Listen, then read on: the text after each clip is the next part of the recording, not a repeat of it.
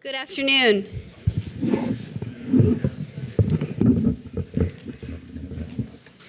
Thank you all for joining us. I'm Sheena Chestnut Greitens. I am the Director of the Asia Policy Program here at the University of Texas at Austin. And I want to thank both the Clements and the Strauss Center for their support of the Asia Policy Program's work. It is my pleasure to be hosting this event today and to welcome you all to this conversation and panel discussion on trade, technology, and the future of the U.S.-Korea alliance.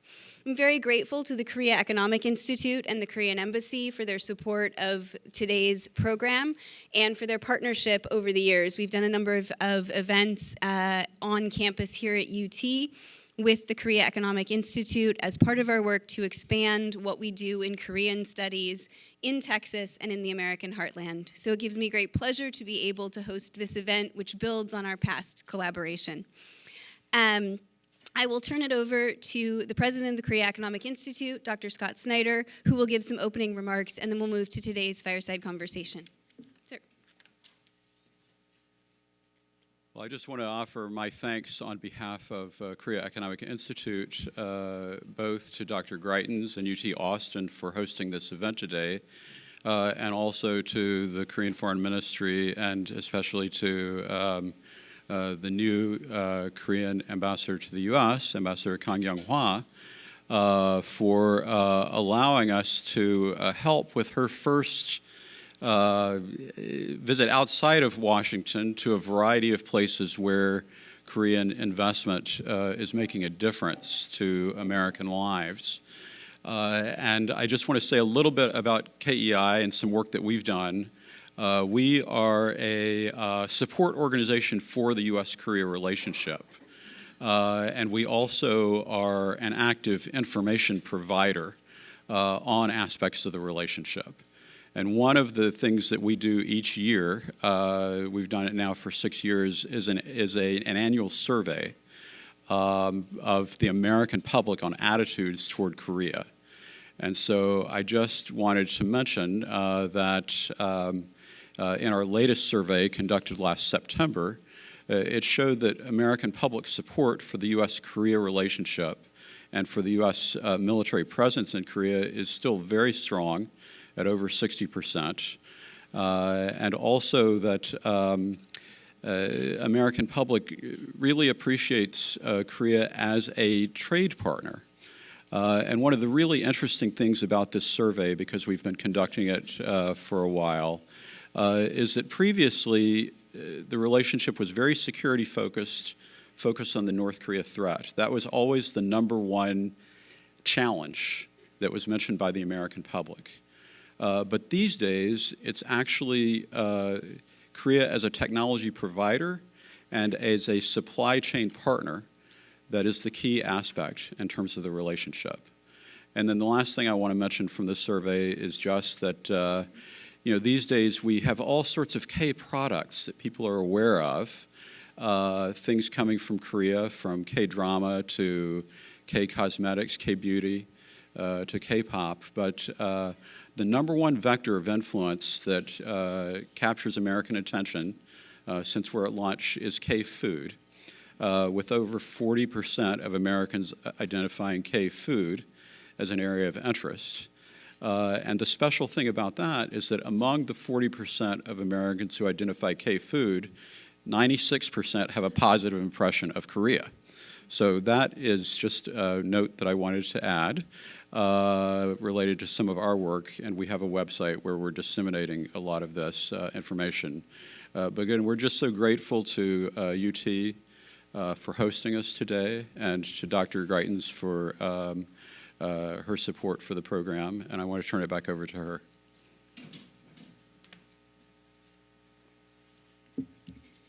Thank you very much. I will say that Korean cultural appeal is truly global. I know that firsthand because when I was talking to my children this morning and last night about the event today, their first question was whether or not the singers from K-pop Demon Hunters would be accompanying the ambassador on the tour. So I think K-pop is close behind K-food as a broad cultural factor that has cemented U.S.-Korea ties. as has the people-to-people relationship. And again, my own experience with that is direct and personal. I have a sister who was adopted from Korea when I was 8 years old.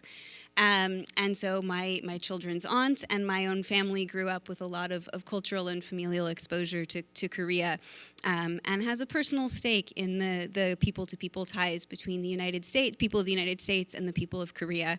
And so I'm really pleased, again, to be able to have this conversation today. I am also especially delighted to be able to welcome Ambassador Kang Kyung-wha to UT and to Austin.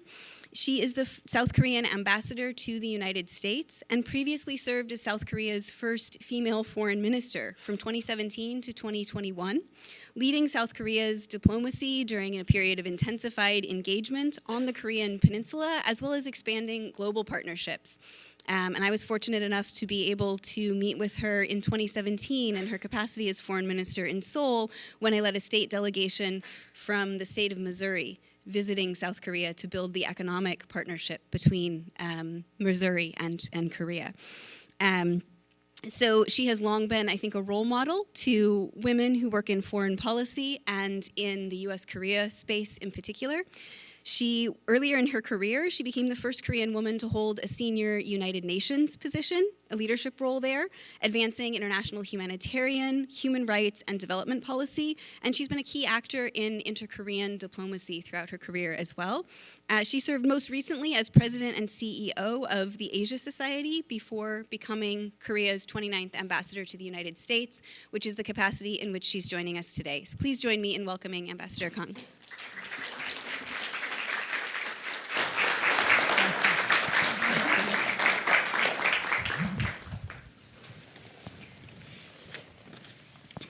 Ambassador, it's really a pleasure to welcome you to Austin and to UT.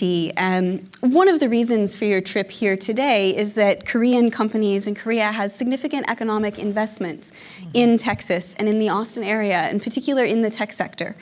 What do you see today as the biggest areas for growth in the US-Korea economic relationship? And maybe what do you also see as the biggest risks? Well, thank you very much, Dr. Greitens, for this wonderful opportunity. For hosting me and my delegation here at UT Austin. Great, always wonderful to be speaking and engaging with the future leaders. So it was very important for me as we came on this caravan on public diplomacy to Texas, which is a state, I think the biggest state in terms of Korean investments, right? So that's very important. So, and I'll go to see the Samsung, the semiconductor factory tomorrow, but to have this opportunity to engage with the young leaders of this great state and city was very important. So thank you for that. Growth areas. You may know that we've had two very successful summit meetings. New governments on both sides. Two presidents met twice in a matter of 2 months and came out with a very important, very substantial agreement on where they're going to take this relationship forward.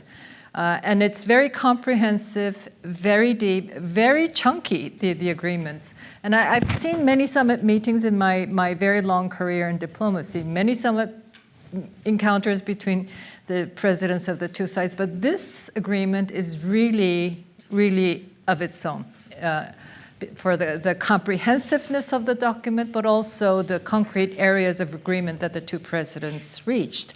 And you ask, where are the growth areas? It's very clear in that document, which has to do with Korea's commitment to invest $350 billion in the United States in key strategic areas. And this is not private enterprise investment, but Korean government-led investments in this country.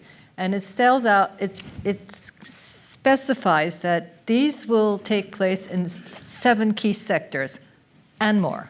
So those 7 key sectors are shipbuilding, energy, nuclear power generation, as well as our energy purchases from the United States, semiconductors, pharmaceuticals, biotech, minerals, core minerals, rare earth minerals are a real important part of economic security these days, and AI and quantum computing. So the leaders have agreed. This is their answer to the two countries, to the businesses, to the people of two countries, that this is where we are going to be working together. So that's as a clear an answer as you can get.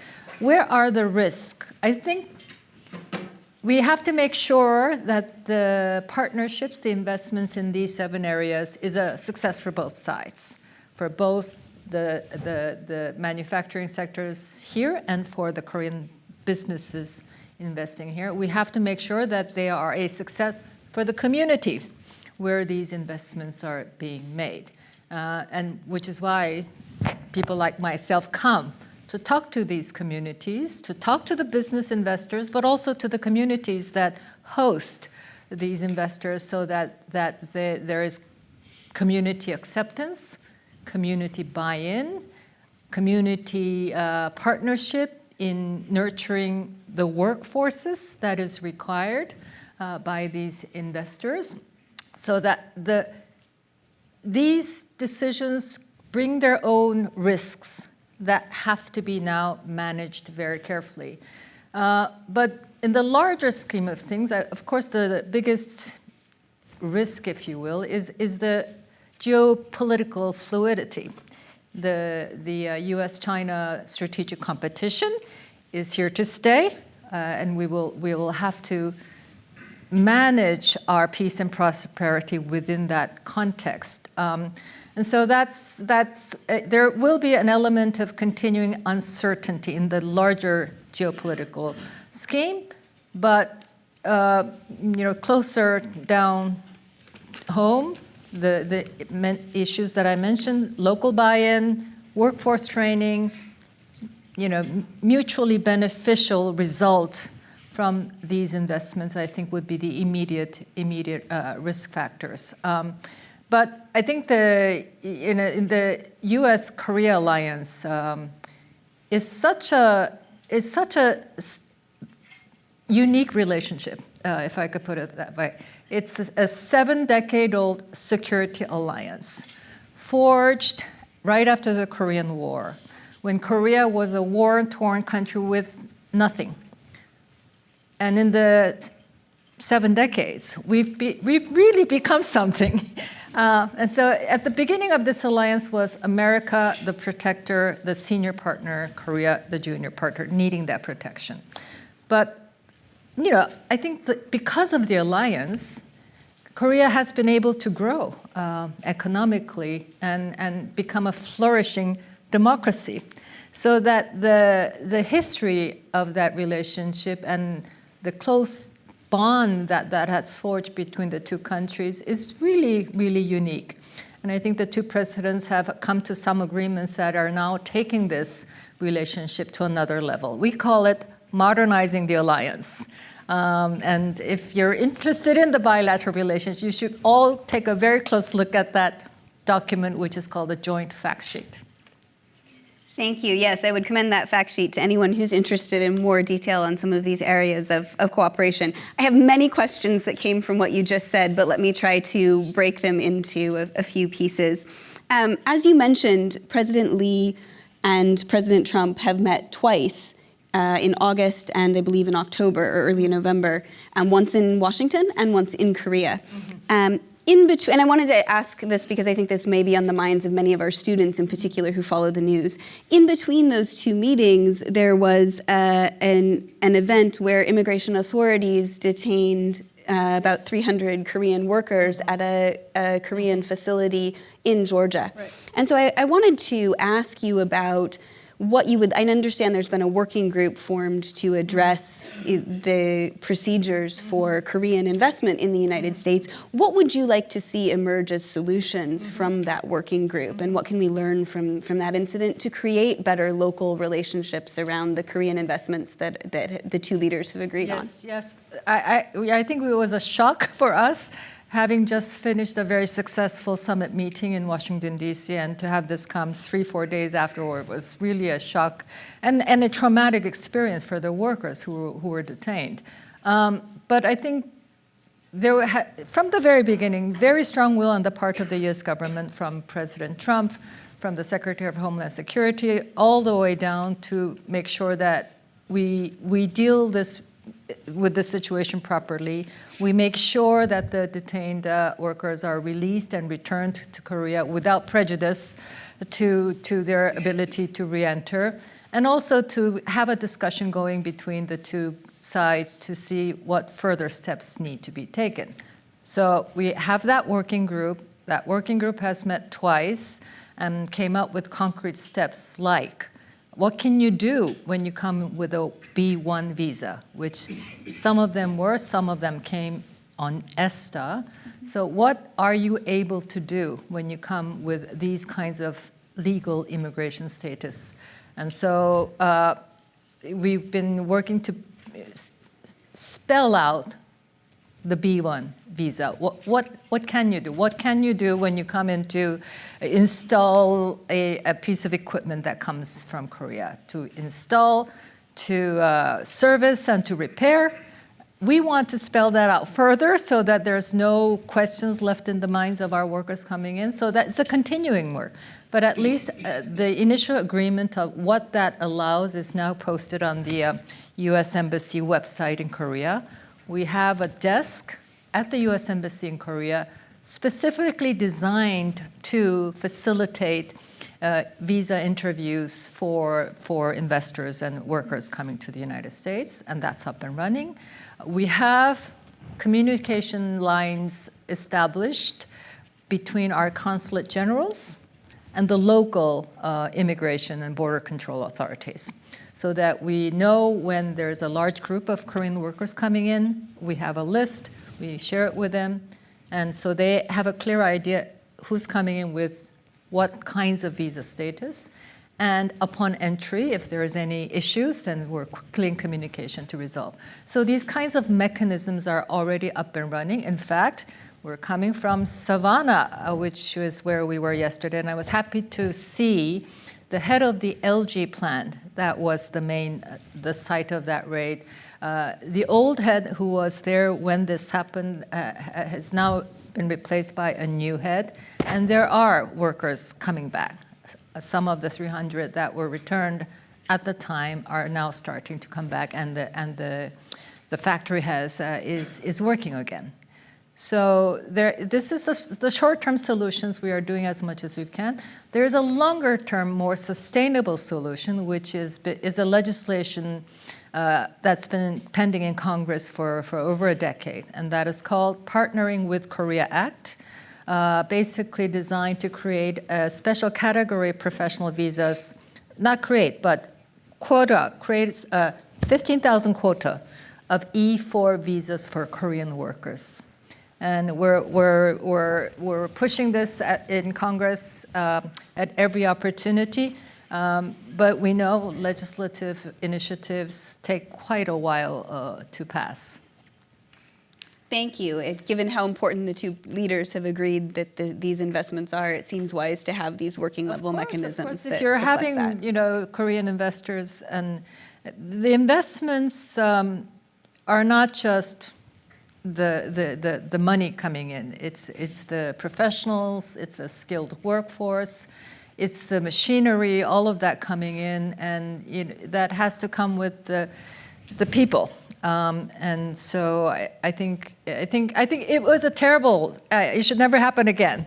But it's lessons learned, and I think the two sides are very clear that we will work together to never let this happen again.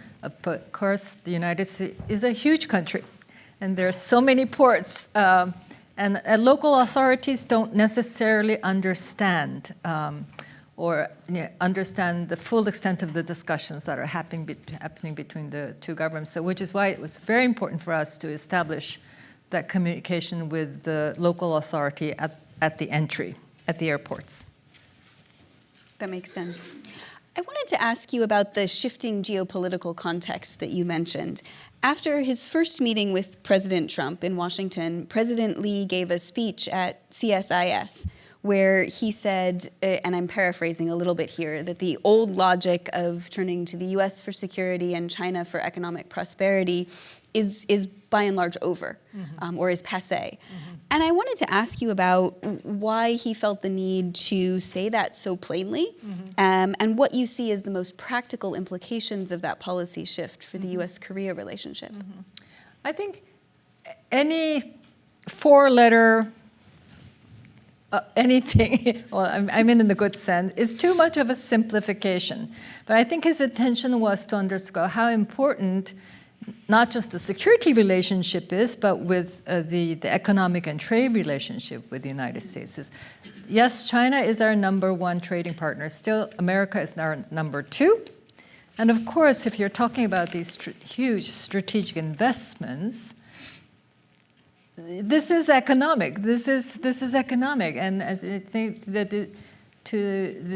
the growth of the alliance, beginning with trade, economic security, now these advanced tech areas, is an indication that our economic prosperity is intricately tied to what we do with the United States. So I think it was his intention. I've never asked him directly, and I don't think he spelled it out after that, but it's to underscore how America is not just our security ally, but a vital economic partner, trade partner, and investment partner.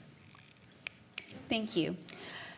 One area where Seoul and Washington's collaboration has ebbed and flowed, but is something that you have been intimately involved with over the course of your career, is on policies toward North Korea. And so I wanted to ask you a little bit about that. You mentioned last month that this was an area where you wanted to work with the United States in some remarks I think you gave to the Korean press. And you repeated the pacemaker, peacemaker framework that President Lee has invoked in his conversations with President Trump.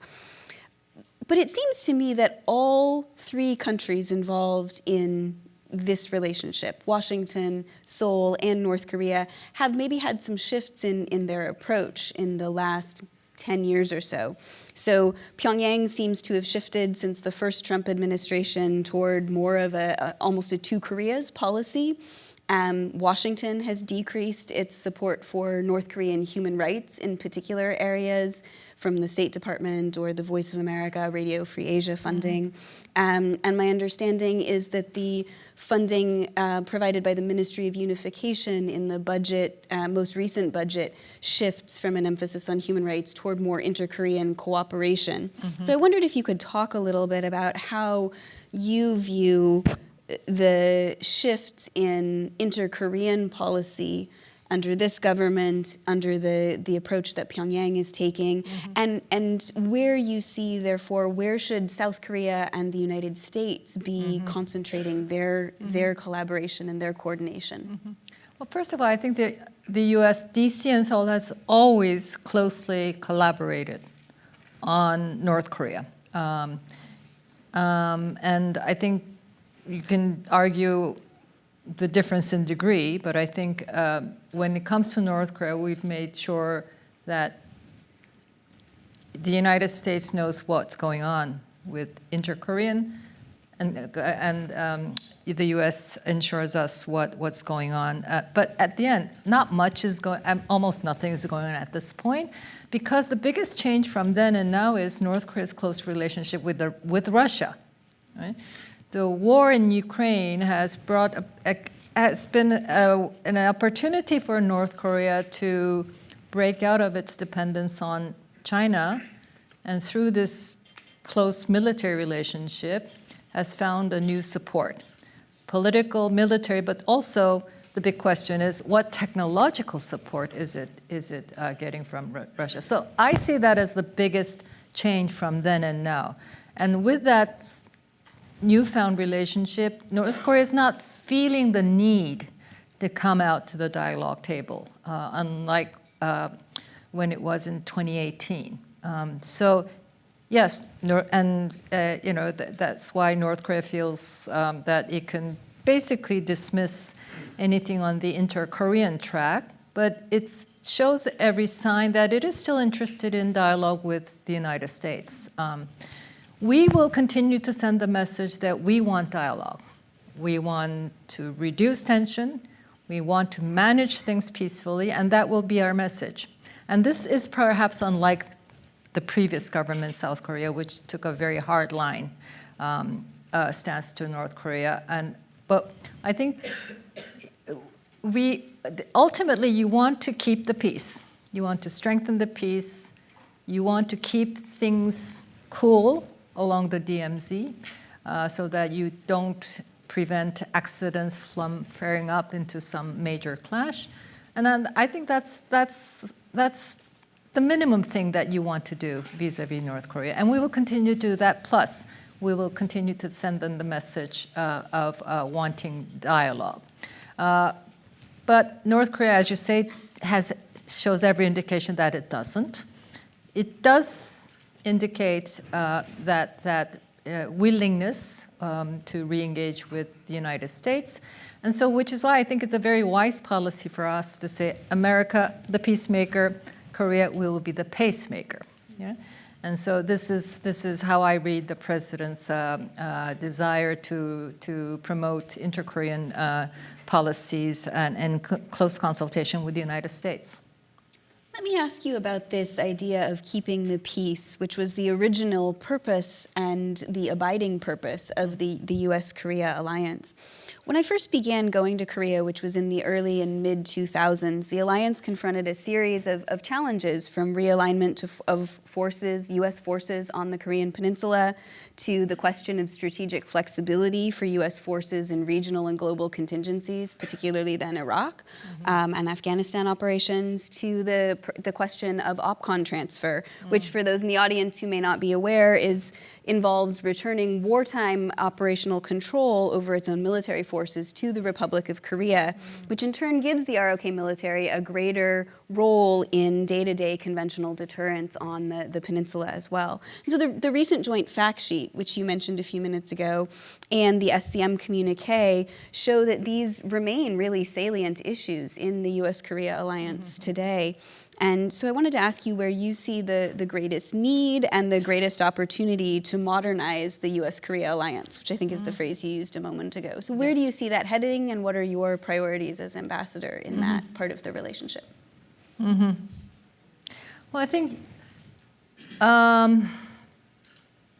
the issues that the alliance has had to work through over the 7 decades have also evolved. Largely reflecting Korea's growth, Korea's growing capacity in this alliance. And so that's one factor. And of course, Korea and the United States are geopolitically sitting in very different situations. America, the superpower, managing the globe. South Korea sitting in a very geopolitically challenged region, with North Korea right up there. And so I always say geography, I mean, regardless how well interconnected the world is, geography is fate, right? And you're in a situation where the issues that you need to deal with are very different. So of course, even as the closest ally, you are going to have differences over issues. And so that's the big contest. But within that contest, Korea has become very capable over those 7 decades. And so the alliance has reflected Korea's own growth over the decades, which is why we are saying we are now capable of taking back operational control.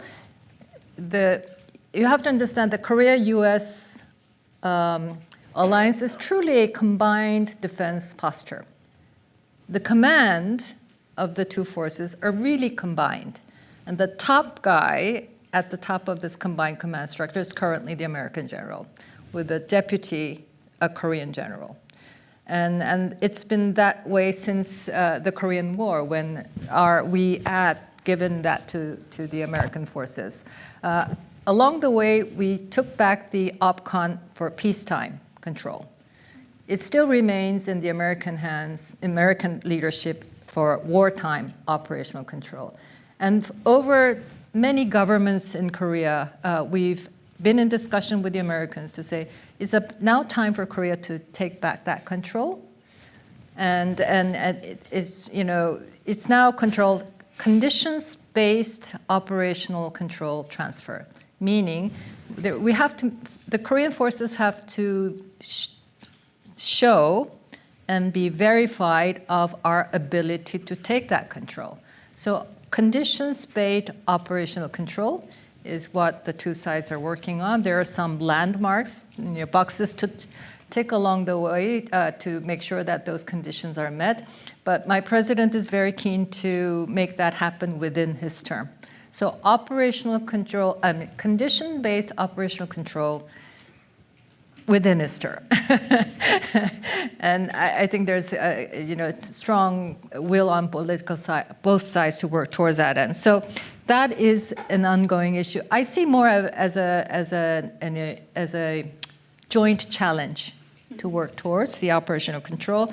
There are other elements to the joint fact sheet that will all, again, require a lot of close collaboration, and that is our ability to build and operate nuclear-powered submarines. Nuclear-powered, not nuclear-armed. So nuclear-powered, conventionally armed attack submarines. We're very good at already building diesel-powered submarines, but given North Korea's increasing missiles and nuclear threat, and given its professed desire to build its own nuclear-powered submarines, in their case, there would be nuclear weapons armed as well. So we very much feel we need the capacity to be operating nuclear-powered submarines, which last much longer and much faster, and giving us a much better ability to track what's going on in the seas around us. So that is another chunky issue that we will be working closely together. Another is our ability to enrich and reprocess nuclear fuel. For our commercial nuclear power plants, we have 26 of them.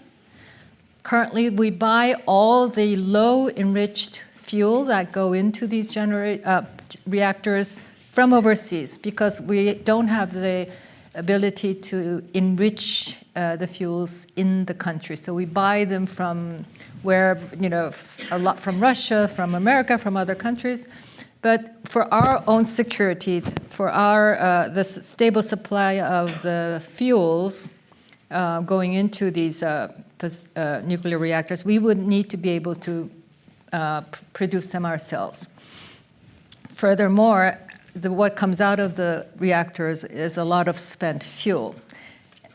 Currently, we just pull them and put them in the pools, the cooling pools, and they've been kept there, and we're running out of space, pool space. So we really need to reprocess them, and by reprocessing, you really shrink the volume from something like this. So it's a real commercial need that we have for the ability to have the full enrichment and reprocessing cycle. So again, so that's, but so it's how the alliance grows with Korea's growing capacity is the way I would frame the modernization mandate. But of course, the bottom line has to be the combined defense posture of the alliance has to be kept strong, robust, and continue to be strengthened in the coming years and decades. Well, thank you. I know we're running up on time, and so I wanted to ask one final question to give you the last word in the conversation. I'm struck by the thread that has gone through your remarks of the story of Korea's emergence into regional and global leadership over the course of the past several decades. And I'm aware that we're having this conversation, for those of you who follow events in Korea, on the one-year anniversary of Korea's defense of its own democratic system on December 3rd of last year. And so Korea has become a leader in global democracy and technology. It chaired APEC this year, which was the reason why President Trump came to Korea. And so there have been a lot of changes. And so I wanted to ask you, given all of these changes in the geopolitical landscape, in administrations in both Seoul and Washington, how, and the amount of technological change that the alliance has had to integrate and account for, how do you see the best way to really create a firm foundation and ensure that these modernization initiatives and the tech and investment commitments that the two leaders have agreed to can withstand all of these different changing currents? And maybe if I can ask a sort of self-interested question for the university and student audience here today, what is the best way for students in universities to play a constructive role in that process? I think, yes, I think I'm hugely proud of the way we've managed to pull APEC into a very successful conclusion. When the new government took office in early June, that seems already a long time. I have to say, we were not sure that we would be able to pull this off with just 4 months to go. But we managed. We did it. With the logistics went perfectly. All the facilities were ready, and the conversations. What we wanted to make sure was that APEC came off as a successful forum for multilateral collaboration. When multilateralism is challenged everywhere, we wanted to reshore up APEC as a successful forum of multilateral collaboration. And we did, because we were able to have the leaders give us their consensus on 3 key documents. One is the Gyeongju Declaration that summarizes the year-long discussion. The AI agreement, and also an agreement on changing demographics in the region, low fertility rate, basically. So, and it wasn't easy to get all the 21 economies agree, but it was important to us because if we didn't have consensus, that would undermine the multilateral spirit of APEC. But because we feel very, very good in having shored up APEC's profile. We will have another chance to do so in 2028, I think, 2028, when we will host the G20. That, I think, will be another opportunity to underscore Korea's profile, Korea's leadership, and Korea's commitment to inclusive growth and multilateralism. But on the US-Korea side of things, I think the history and the foundation is just so strong. Yes, none of these agreements were easy. It's, because we're all diplomats, we're both siding for the best interest of our country. And even between the US and Korea, the negotiation is really, really tough. But because the agreements that we were able to reach, it gives us a lot of work. So the challenge now is to make sure that the agreements lead to concrete steps forward. These are all long-term issues, not, we'll say we're done next year or even after 3 years or 4 years, but it's a commitment of both countries. And I say the agreement has huge support from the Korean public, on both sides of the political spectrum, even as opinions are very divided. I think that outcome was broadly supported by the Korean people, indicating how Koreans are supportive and are committed to this in the long term. And of course, we now have the K-pop soft power that fuels that goodwill on the part of both countries. And I think the younger generation, you drive the K content, and I think you like it, you drive it because I think you see part of yourself in it, right? BTS, my favorite group.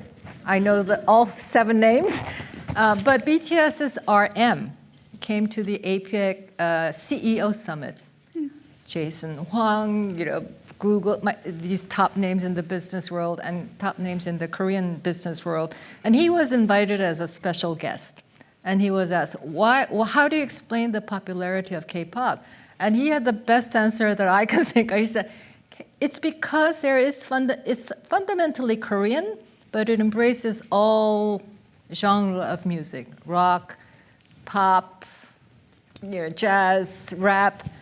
And so if you listen to it, there's something in it for everybody, but also something intriguing because it's also very uniquely Korean. So the openness, the coming together of the diversity is the appeal of K-pop.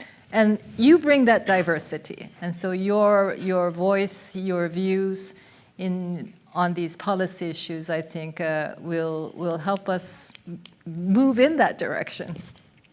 For anyone who has not seen it, there's a version of the song Permission to Dance that was filmed at the United Nations. So if you would like to see a K-pop global politics multilateralism mashup, you can find that on YouTube, I'm sure. Ambassador, you've been very generous with your time, and I know you have another engagement. Please join me in thanking the ambassador. Thank you. Thank you. Thank you. Thank you. I will see you at dinner. Okay.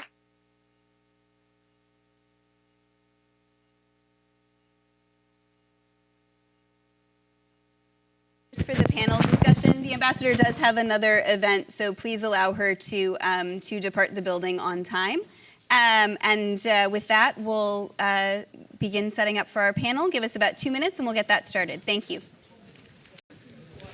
All right. I believe I can now officially say good afternoon. The second part of our event is an expert panel on topics related to trade, diplomacy, investment, and perhaps in particular shipbuilding that we'll have for about the next hour. My name is Robert Oppenheim. I teach, unfortunately, right? I teach in the Department of Asian Studies here at the University of Texas at Austin. I'm by training an anthropologist and to some degree an intellectual historian. Which is a nice way of saying that I know very little about trade and even less about shipbuilding. I think in my Introduction to Korea course, invariably a Tangun to K-pop demon hunter sort of thing, I have one slide on the Korean shipbuilding industry. I love the lingo of shipbuilding, if you must know. I love Panamaxes and ro-ro ships and all of that kind of thing. But that doesn't mean I know a great deal about it or really anything. So yes, I have my one slide, and at the end of today, maybe I'll have two, which I would consider a small triumph. So anyway, I'm going to be moderating the panel, but I'm hoping that our panelists will have questions for one another or that we can get some good questions from the audience. But we'll see what happens.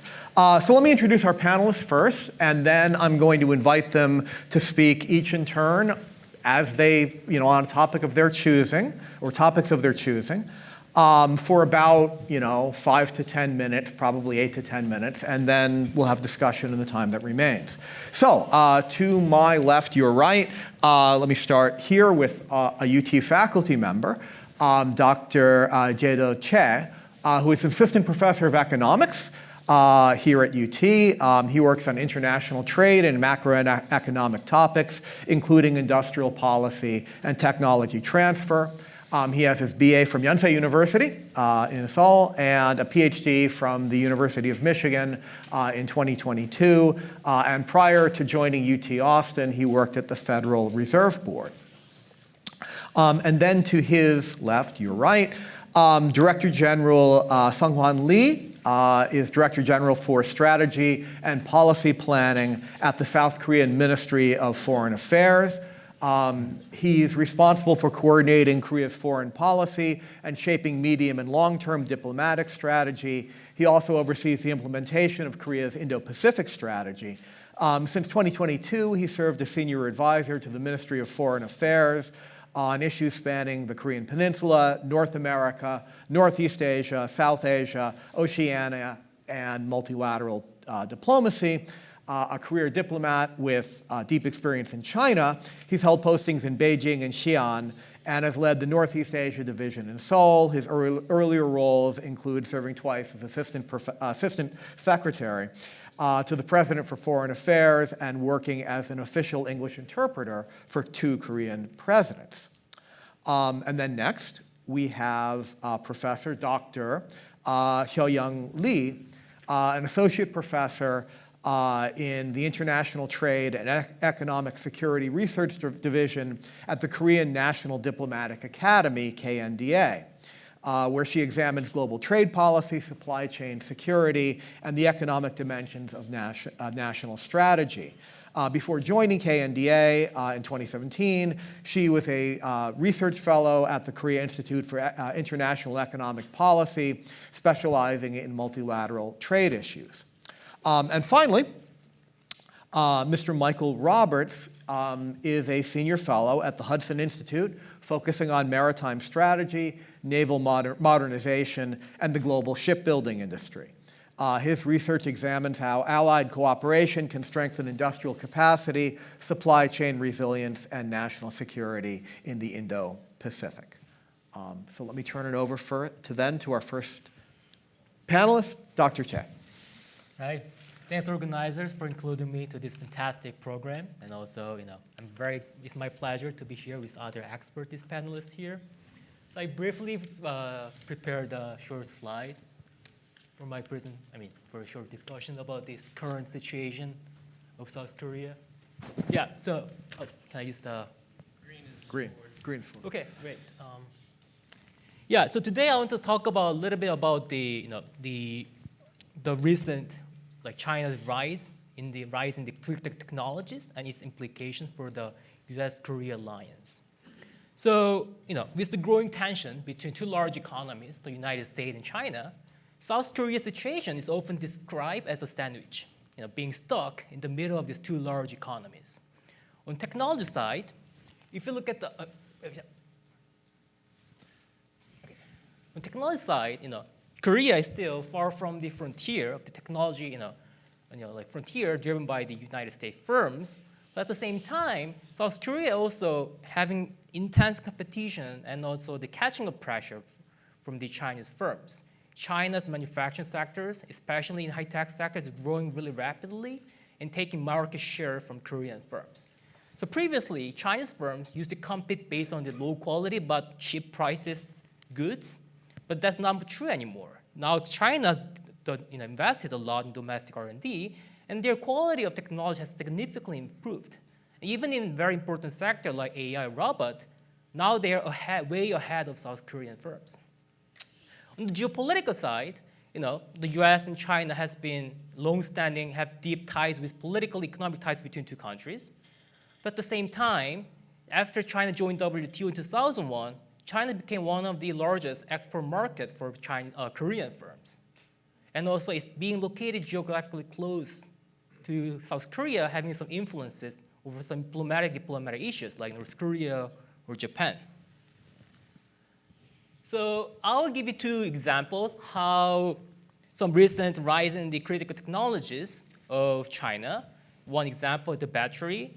This is the global market shares of the battery sector across global firms in 2023. The largest player here is CATL, Chinese firms, and then BYD comes next. BYD is also an EV maker, but also they are vertically integrated. They also produce battery as well.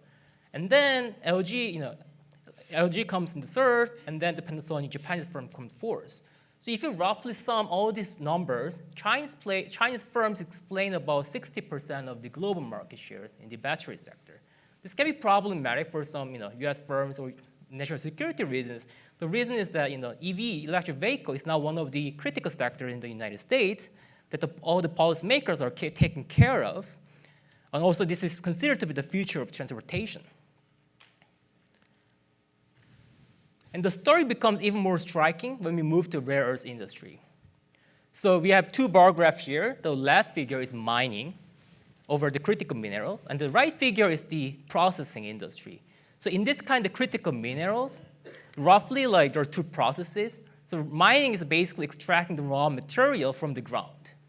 The processing refineries what's really the key of this critical mineral? It converts these raw minerals into the usable chemical compound so that it can be used for the other magnetics or downstream consumer electronics, for example. If you look at the last bar, the sixth bar of these two graphs, China explains about 60% of the raw material mining industry. The remaining 35% explained by the rest of the world, including Australia or Malaysia. The small portion of them are actually produced within the United States in California. If you move to the processing industry, the last bar of the right-hand side figure, this number moves to the 90% from 60%. So basically, China is dominating or serving the whole global demand for this rare earth industry. And rare earth industry is considered to be important among the policymakers because it's a critical input for the high-tech sectors, but also the defense system. So the China's dominance in these critical minerals is not just coincident, but it was a rather deliberate outcomes that Chinese government has tragically invested for a long time.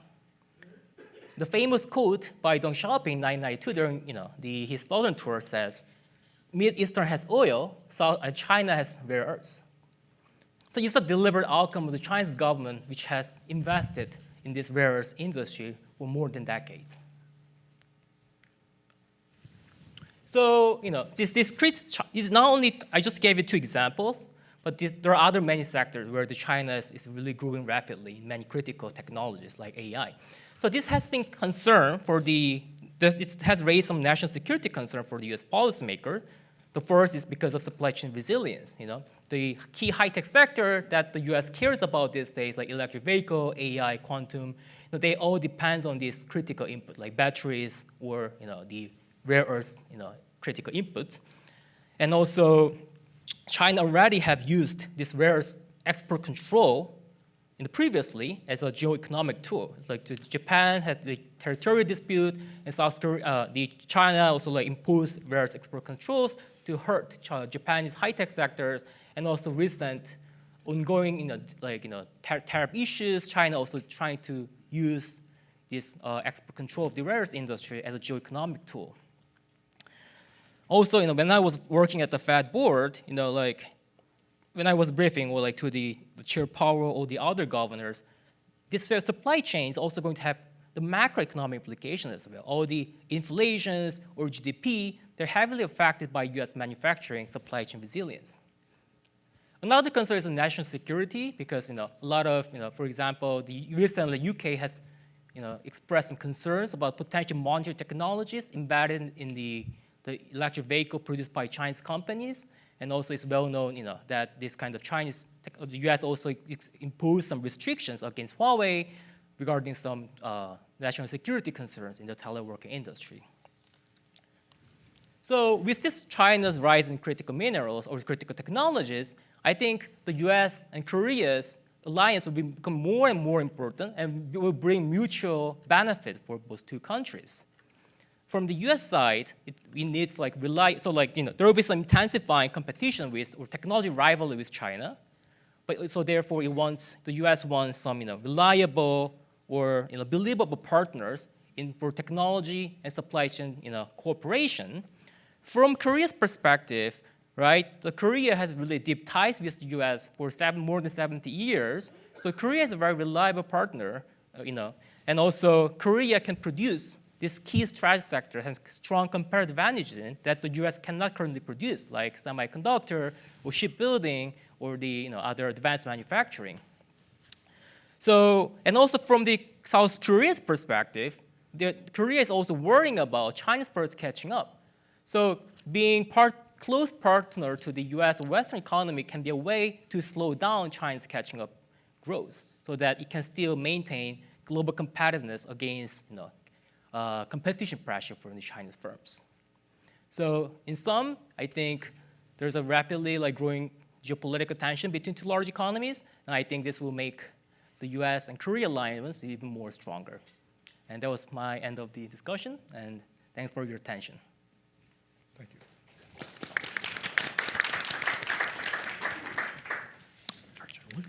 So I'd like to start by saying that you're not the only person who feels uncomfortable discussing the issue of shipbuilding. I did come here very much thinking I'd be discussing shipbuilding, which I have to admit is quite out of my lane. But nonetheless, I did put some effort into it, so I guess I'll start with the shipbuilding aspect and be happy to answer whatever questions you might have, including on strategic flexibility, which is an issue that is very near and dear to me personally as well. So on that note, shipbuilding, why is it important? The defining geopolitical rivalry of this century, of the 21st century, obviously between the United States and China, will largely take place in the maritime domain. Unlike the wars in Ukraine, for instance, which is primarily land-based, the geopolitical rivalry here will largely play out in the oceans, in the seas, and obviously ships, vessels, naval vessels, or even commercial vessels, whether they're roll-on, roll-off transport vessels, they'll be part and parcel of any geopolitical competition going forward, especially over a Taiwan Strait contingency. And so the issue of how many ships you're able to build is critically important. And I need not belabor the point about the sheer asymmetry in terms of the number of ships being built per annum here in the United States versus the number being built in China. But what is important to point out is that Korea is a very important partner in this respect, because although we are only second to China in terms of market share on a contract basis throughout the world, we do have 3 of the single largest shipyards in the world in Korea. And just to give you a sense of how big these shipyards are, and by the way, I'm sure some of you have been to Korea, it's a very small country by landmass, but we have, again, 3 of the largest shipyards in the world. And for instance, the entirety of the United States, I believe, produces some, at most, 5 large commercial vessels per year. A single Hyundai shipyard can churn out 50 huge commercial vessels per year, in addition to other military vessels that they're churning out. So HD Hyundai, in its 3 primary shipyards, are able to produce somewhere along the lines of 150 huge vehicles, huge vessels per year. And so in addition to that, we have Samsung Heavy Industries. We also have Hanwha Ocean, which recently acquired Philly shipyards in Pennsylvania to help modernize and revitalize the US shipbuilding industry. So with that said, the problem is, and it's as the professor just alluded to, that China is catching up, either catching up or overtaking us completely, outcompeting us across all domains more or less. And as of today, Korea currently has 10 key exporting sectors, 5 of which are already outcompeted by China. This includes, for instance, steel or EV batteries. I remember when I was in China 10 years ago, we were talking about CATL being behind Samsung SDI and other Korean battery manufacturers like LG Energy Solution. But here we are today, and the market, the shares speak for themselves, the numbers speak for themselves.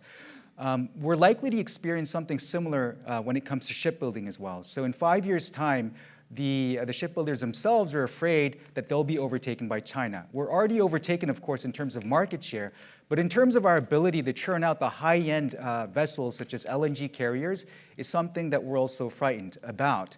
So, and that's why we've made that bold decision, as the ambassador remarked on and elaborated on, to partner with the United States to make sure that we can not only help make American shipbuilding great again, but also to create some breathing space for our own shipbuilding industries so that we can stay ahead of the Chinese economic juggernaut when it comes to shipbuilding as well.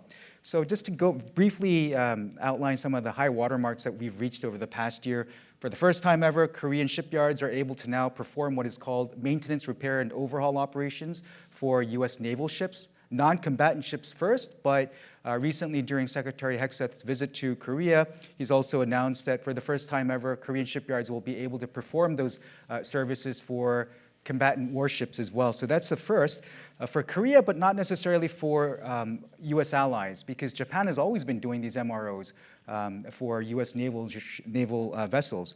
What's very important and what's truly groundbreaking is that our 2 presidents have agreed to look into the possibility of building both US commercial ships, which are forbidden by law here in the US, and also naval warships in Korean shipyards. So this would be absolutely groundbreaking, except I think the only precedent that ChatGPT could come up with is back in the 1920s when the US Coast Guard, I believe, had commissioned ships to be built in Shanghai, of all places. So I was not aware of that. But that's your only precedent where US warships or naval ships or what have you were actually built outside the United States.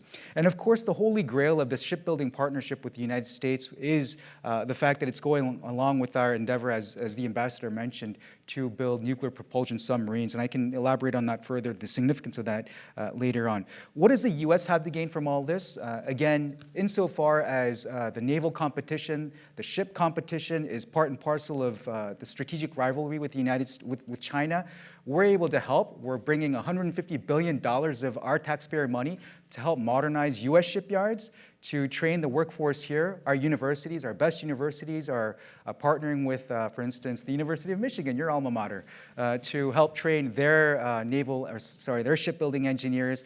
We'll also help with the welding. And so across the full spectrum of the ecosystem of shipbuilding, we're there to help and partner with the U.S. to deal with and address the challenge that both of us actually confront. There are challenges, and I was asked to speak about challenges as well, but I'll just be brief on those. There are legal and institutional hurdles in place, namely the Jones Act, which I will not elaborate on, but there are ways in which there can be waivers granted to the building of U.S. naval vessels, warships outside of the United States, and that's something that is a work in progress.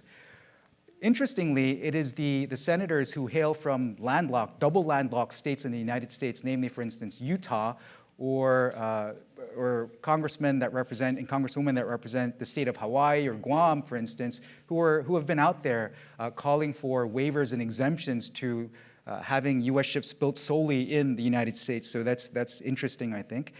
The other thing is, recently the United States government has imposed a 50% tariff on steel imports.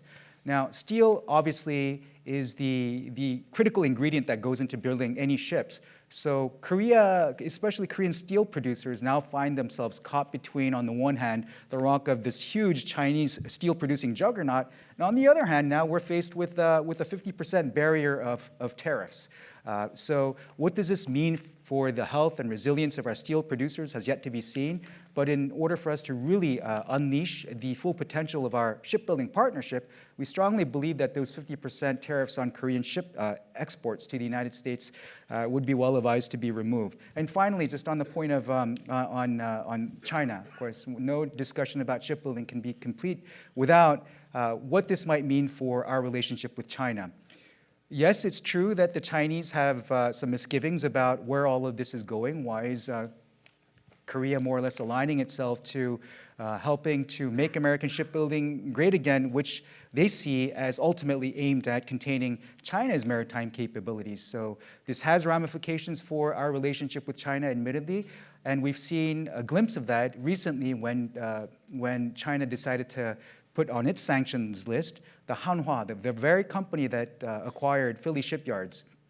And more interestingly, although this particular company, Hanwha, has carefully cultivated its business model to stay outside of doing as minimal business with China as possible, nonetheless, it is also a weapons producing company. And those weapons require the very critical minerals that Professor Bach just alluded to. So in many ways, I think this presents some choke points that might be leveraged going forward, and that's why it's very important for us in the diplomatic sphere to make sure that we can manage both our strategic partnership with the United States while incurring the least bit of disruption for our industries and businesses in their relationship with China. So perhaps I'll just stop there.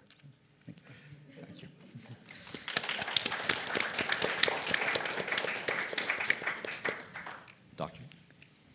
Dr. Lee. Yeah. Thank you.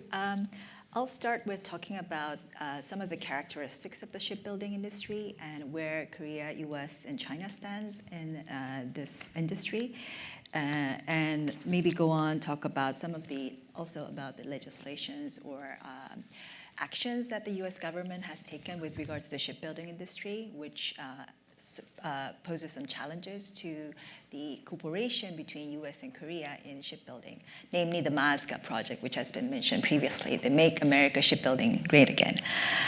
First of all, the shipbuilding industry, some of the features is that it's both labor intensive and very capital intensive. So because many of the work involves it necessarily cannot be automated. And so there's a lot of workforce that are needed to be involved, and there's a lot of engineering and design which needs to be customized to the ship owner's demands. And so there's a lot of workforce that is required, but at the same time, it's very capital intensive and technology intensive.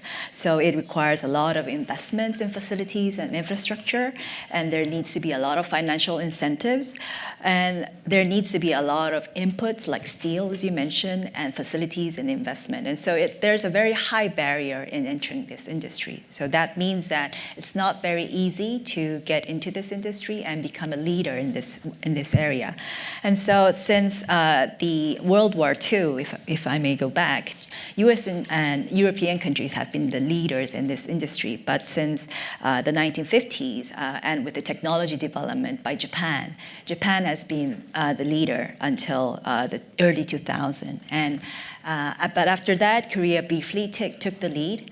But then as China began to invest huge, massive amounts of subsidies and strategically to build this sector, China became the #1 shipbuilder since 2007. And so that's a picture right now. I guess we know what the current situation is. China is #1. Korea and maybe Japan is coming for the followers.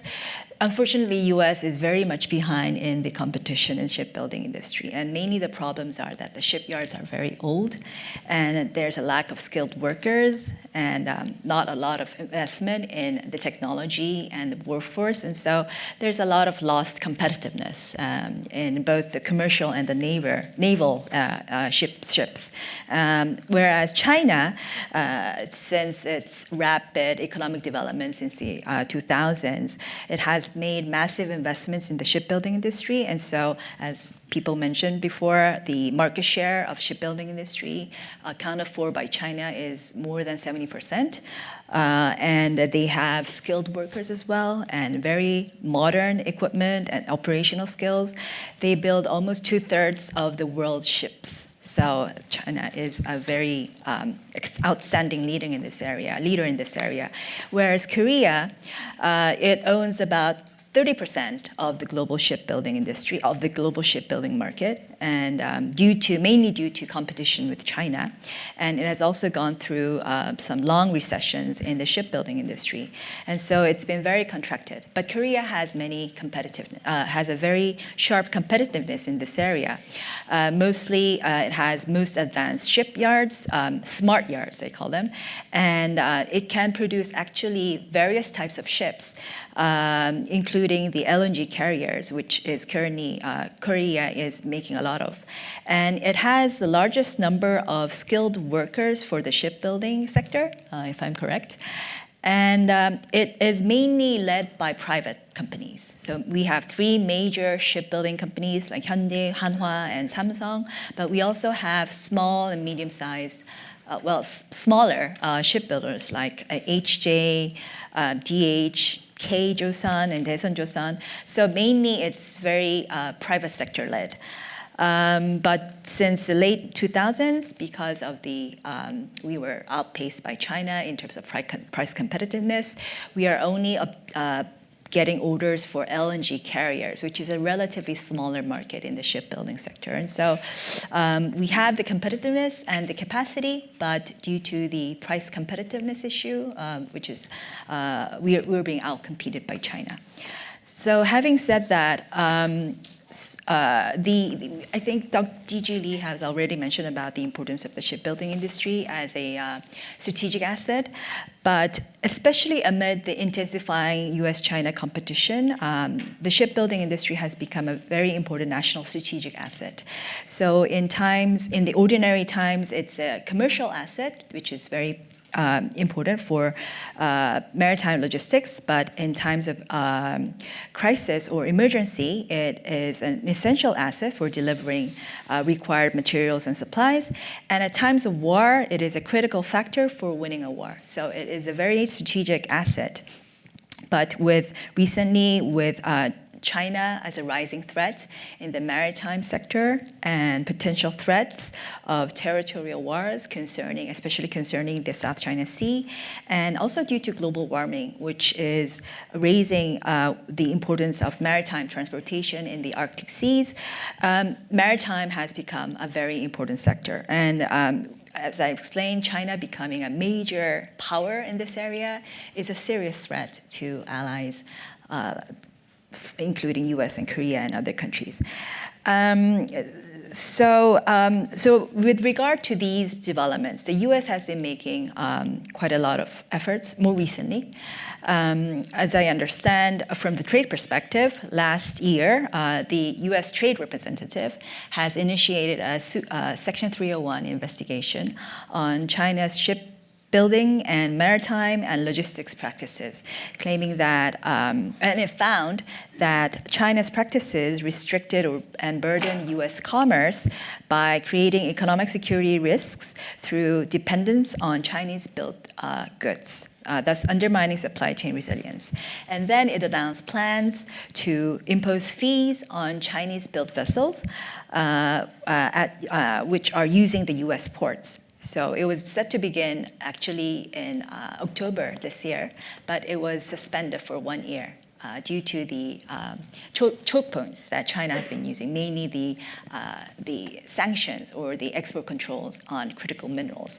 But it was later suspended during the US-China summit at the APEC meetings.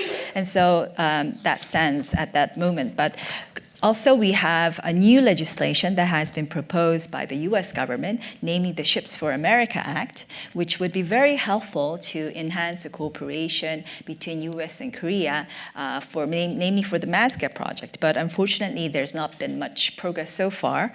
But if that happens, I think it would be very helpful for progressing the cooperative relationship between Korea and the US. Some of the challenges, but at the same time opportunities that we are facing, that Korea and the US is facing with regard to this, is that first of all, the interest areas that Korea and the US has in this cooperative relationship is a little bit different. Korean shipbuilders are emphasizing the need for commercial reasonableness or commercial viability for making their projects happen, whereas US is a little bit more focused on reindustrializing its shipbuilding sector, and it's more interested in the investments in facility, which can be more sustainable for maintaining the competitiveness of the US shipbuilding industry. But again, Korean shipbuilders want to invest in areas that are more commercially valuable. And so we need to somehow coordinate these differences in interests. And at the same time, we need to work on the lack of workforce or the basic infrastructure for rebuilding the US shipbuilding industry, which is obviously not a very easy task to work on. But I believe that this can be opportunities because as I explained before, the Korean shipbuilding market has been shrinking, and thus the cooperation between the US and Korea can provide opportunities to revive this, not only for the US side, but also for the Korean side. And once we will be able to pinpoint the commercially viable areas for cooperation, I think that we can start working on this project as a pilot project, for example, and to provide both profits for the US and Korea as well. And there's also concerns about technology transfer when it involves technology cooperation between two countries. But fortunately, I've heard from experts in this area that the shipbuilding industry is a little bit too advanced in the technology skills, so that providing transferring technology skills to the US workers in the shipbuilding yards will not necessarily involve a lot of technology transfer or technology leakage to the US workers. And so that it's not an area to be much concerned about. And so I think there's a lot of opportunity for cooperation in this area, which would be beneficial to both Korea and the US. So I'll stop here. Okay. Thank you. Thank you. Okay, thank you. Mike Roberts, it's an honor to be here, and thank you for inviting me, Dr. Oppenheim. And thanks to the Korean Economic Institute for inviting me. It's a pleasure to be here. I have a slide deck, but I will not use it. But if you want to put it up, just the front page, that would be fine, just for reference. Do you have the clicker? Oh, I'm sorry. Oh, somebody. Okay, thank you. There we go. There you go. So I did this slide deck because I've been doing briefings on Capitol Hill in Washington. I did one for the Senate staff at the end of October, and I'm doing one next week for House staff on the Ships for America Act. And so I did this slide deck for that audience, and I think that's a different audience, so it's a little bit of inside baseball. So I won't go through that. What I would rather do instead, but I will refer you to for those who are really interested in diving deep into this subject, which is primarily about commercial shipping and shipbuilding. I will refer you to the Hudson.org website and the Policy Center tab, and that refers to the American Maritime Security Initiative. And you'll have our collected works for the last 3 or 4 years there. And one in particular, it was published a couple of years ago. It's called Rewriting the Future of America's Maritime Industry. And that's a comprehensive look at the issue of China competition and includes a very specific proposal for how to go forward in terms of how we restore our American shipping and shipbuilding industry. And that proposal is a key part of the Ships for America Act. It was picked up, Speaker Johnson, Senator Kelly, Senator Young, and others picked it up and have included it as part of that proposal. So what I'd like to do, instead of getting into the details of that, which may be a little more inside baseball than what would be helpful, let me just give you a little background or sort of a sense of where, as an American who's been involved in the industry for decades, several decades, we see sort of things have changed. I spent my entire career pretty much as a lawyer, a lobbyist, as a senior executive at a major shipping company, involved in maritime policy work. So in the 1990s, and just for context here, in the 1990s, the post-Cold War era, I was very much involved in sort of working on the legislation that would implement maritime policy in light of the fall of the Soviet Union. And at the time, the environment was America was the only superpower and would always be the only superpower. And in any case, shipping and shipbuilding were not seen as strategically important industries. They were seen as important industries, but not strategically important to the U.S. national security. So we could safely free trade away shipping and shipbuilding and not pay a consequence in terms of national security. And that was the underlying assumption. And as an advocate for the American maritime industry at the time, our goal in those discussions was mere survival. We felt that the best argument we had was that we need to keep a critical mass of Americans who know how to build and operate ships in case we're wrong about the strategic value of this industry, in case we need to scale up in the event of a conflict. And so the outcome of those conversations was that we kept our domestic trades, our Jones Act markets, including the requirement that ships be built in the United States, American, and we held on to, or in a very reformed program, a very small fleet in the international markets. That fleet is still under 100 ships trading internationally in international commercial markets. And my focus is really on the commercial markets, not very much on the Navy side of things. So that fleet of 100 ships today is, and back then is, on a global fleet that today numbers 60,000 ships. So it tells you how small it is. And that's because we made the conscious decision to free trade away this industry. American mariners are going to be much more expensive than mariners from the Philippines or from Bangladesh or wherever. Americans working in U.S. shipyards are going to be much more expensive than shipyard workers in most of the rest of the world. And we didn't have the benefit of the efficiency gains that Korea and and Japan have had since the 50s, 60s, and 70s. And so we sort of knew what we were getting into when we made these decisions. They were not new in the 90s. They've evolved over decades. But we certainly doubled down on those decisions back then. Now, I say it's a small industry, and it is small by global standards. There are still tens of thousands of Americans who work in the shipping and shipbuilding industry in America. They still turn out 700, 800, 900 vessels, most over 1,000, over 100 gross tons. They're smaller, mostly barges and tugboats and towboats along the coasts and in the rivers. They're all built in the United States. They contribute to our upstream supply chains and our workforce capability and our mariner capability, which is important. And occasionally we build container ships and tankers and so on as the domestic markets require. But that's the extent of it. Fast forward to today, as everybody understands, the geopolitical environment is radically different. The maritime policies haven't changed. China is a geopolitical rival to the United States. There's no question about that. And China has made shipping and shipbuilding one of its central strategic priorities.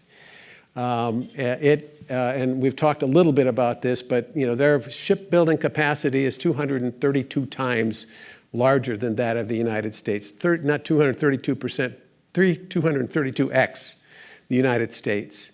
It won 75% of the market last year in terms of orders for new commercial ships over 1,000 gross tons. Korea and Japan, the most efficient yards in the world. They're spectacular. Combined for 20% last year. At the end of the 1990s, China's market share was 5%.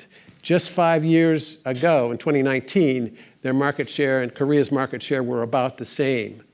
And now they're at 75%. So that is not a healthy thing for our national security. That sort of trend line has to be turned back. And you mentioned the USTR penalties, which I support completely. And the real beneficiary of those penalties is Korea and Japan and other other countries that build ships that are not Chinese.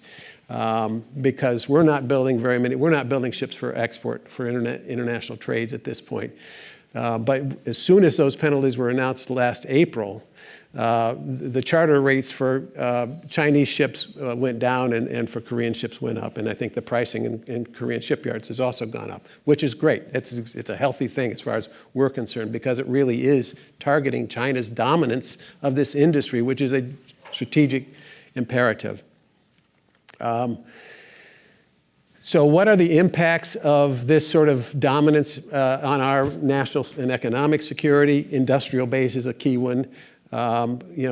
Because China builds so many commercial ships and has all of that infrastructure and steel and everything else to support that helps them build ships for their Navy.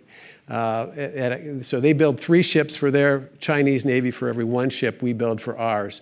And much of the revenue that supports that comes from investors in ships from the United States, from Europe, from Asia, who buy Chinese ships for their services because the Chinese ships are 5 to 15 to 20% cheaper on the global market, except for LNG carriers and a few specialty ships. So that's what's happening here. The industrial base, we need to shore up our industrial base. Maritime supply chains, this is on shipping services more than shipbuilding, but maritime supply chains are vulnerable. The United States economy, 30% of it almost is based upon import-export markets. We have no control over the maritime supply chains that serve those markets. And we saw during the post-pandemic supply chain crisis how that can affect us. And that was a glimpse of how it could be, because China does have a great deal of control over those supply chains and could intentionally disrupt them in the context of a real conflict. And then CLIT. We can't deploy American troops overseas if we can't keep them resupplied. And we don't, our fleet of US flagships now is far too small to do that. So we sort of put all of these things together. What do we do about that? How do we address this problem? Well, we don't have unlimited funds. We have to be strategic about how we go about responding to this. We cannot match China hull for hull. We have to be strategic about it. And what's our goal? Our goal in the 1990s was survival. Our goal in 2020 and the 2020s, I believe, is from a U.S. perspective, increased self-reliance, self-sufficiency in this space. And collaborating with Korea in particular and other allies is critical to that. And I think, I won't get into the details of that, but I think what Hanwha is doing in particular is extremely valuable, extremely important to move the ball forward in terms of shipbuilding cooperation. Because they own the shipyard, they have a vested interest in that aligns perfectly with the United States in terms of making that a success. I guess the last point I'll make, and that is on the Ships for America Act. It is very good legislation. I said we don't have unlimited funds to throw at this problem. We're not going to spend $100 billion on this when we have so many competing priorities. But we can spend $2 billion a year over 10 years and solve this problem, get us back to a level of self-sufficiency that we haven't had for generations in the shipping and shipbuilding space. And that's what the Ships for America Act is designed to do. And so I'm working very closely with the staffs of Senator Kelly and Senator Young and others to try and make that happen. And I am optimistic. It's a compelling argument, I believe, to get this done. And it would benefit Hanwha Philly and would really spark the kind of investment by the Koreans and other shipyards around the U.S. That would justify that investment. So I'll stop there. Thank you.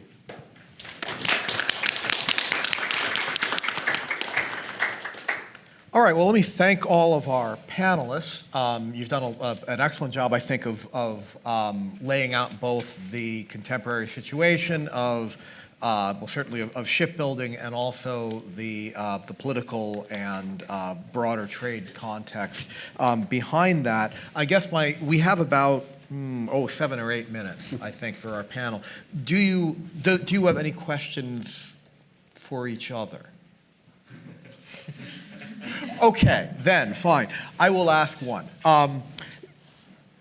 So, what would an American shipbuilding industry, as the rhetoric goes, made great again, look like, right? This falls somewhere between what Dr. Lee said and what Mr. Roberts just said. We're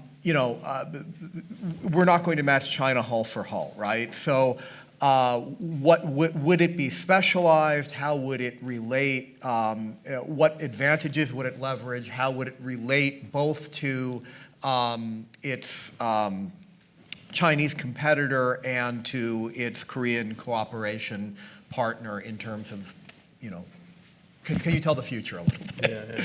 Right. I'll take it. The way the Ships for America Act is structured, the key thing for shipbuilding and manufacturing generally is repetition, a consistent demand signal, series construction, series SERIES construction, so that you develop a learning curve, and the first thing you build, if you're assembling chairs at your home, the first one takes an hour, the second one takes a half an hour, and the third and the fourth take 15 minutes. That same concept applies to shipbuilding, and America hasn't had that for large ships for many years. So the Ships for America Act will require eventually 20 ships per year to be built in the United States, delivered in the United States. That consistent demand signal, and the American government will cover the cost of doing it in America versus in a foreign country. Just that incremental cost, and it'll be competitively bid.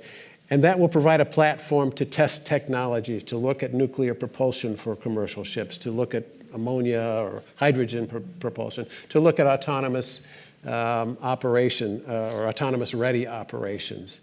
So that's the approach that the Ships for America Act takes. It is commercially oriented, intended to build up the commercial side so that we have a broader industrial base that will support our Defense Department in the event of conflict. The whole idea of what we need to do on the Navy side of things is separate, and I'll just stop there.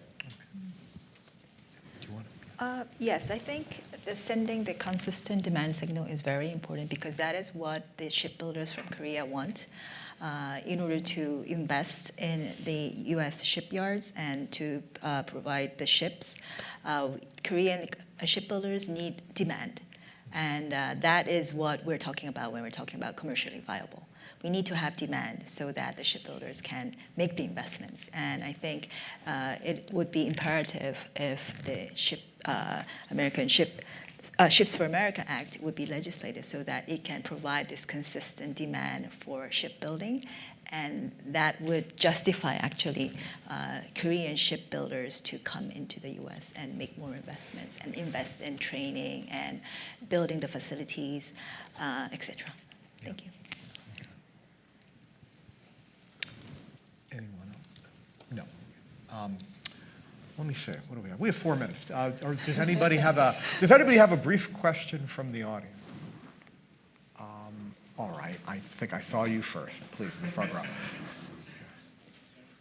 I just have a follow-up on what you were just speaking about. I was wondering, with the U.S. government covering the difference between the competitiveness of the shipbuilding industry in the U.S. versus in other countries such as Japan and Korea, like how sustainable do you think that is over the long term, and or how expensive, and how does that dovetail with Korean investment in shipbuilding in the U.S. or with like these partnerships where American Navy ships will be built in South Korea? Thank you. So a really good question. So the question sort of starts with the first ship. What's the delta going to be between U.S. cost and Korean cost in Korea, or Japan, or China, because that's the market. That's where the market is internationally, and it'll be a bid competition so that whatever that cost is will be sorted out in a competitive situation. The benefit of getting a consistent demand signal is that the investments that are needed to drive efficiency in shipbuilding can be made based upon the certainty that you're going to get that. So if the difference, and the differences are big, it's going to be $100 million per ship difference for the first 20 ships, probably. It may be less than that. We built ships 10 years ago, and it was less than $100 million for a U.S.-built ship compared to a foreign ship, the company I was with. But let's assume it starts there. But when you start getting that kind of investment in technology investments and so on, I think that delta will come down. And the point of the Ships for America Act is it does provide that sort of 10-year certainty that we will be able to. It's an investment that taxpayers will be making in this industry. Okay. Do we have time? Yeah, I believe we have time for one more. Okay. So President Trump, after the LG workers and the workers leaving the company, have stated that they want the workers to come back and to share knowledge and operation knowledge and insider knowledge. Oh, thank you so much. Insider knowledge on the company. So by political and what do you guys, my first question is, what do you guys think about that? Because that's sharing like corporation secrets, but I know that by